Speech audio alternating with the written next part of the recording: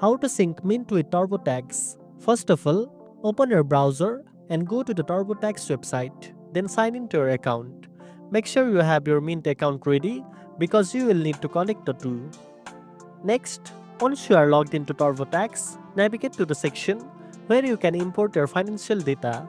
This is usually found under wages and income or investment income, depending on your version.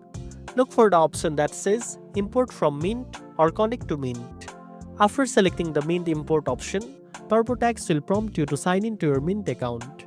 Enter your Mint login credentials carefully.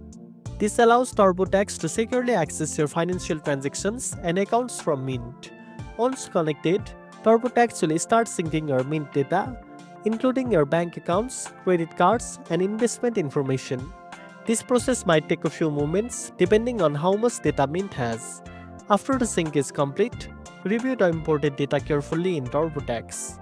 Make sure everything looks accurate and matches your records. If you notice anything missing or incorrect, you can go back to Mint or add the data manually in TurboTax. Finally, continue with your TurboTax filing as usual using the synced Mint data to help save time and reduce errors.